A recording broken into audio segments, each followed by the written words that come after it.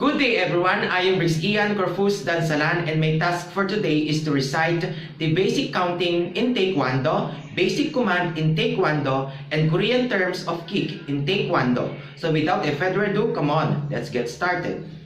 Basic countings in Taekwondo. 1. Hana. 2. Dul.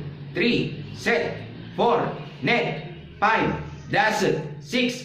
Yasut. 7. Igu. 8. Yudul. 9. Ahop. 10. Yul. And now, let us all proceed from the basic command in Taekwondo. When we said chief instructor in Korean, Hwangjang Ni, to the chief instructor, Hwangjang Nim Ke. Instructor, Sabunim, to the chief instructor, Sabunim Ke.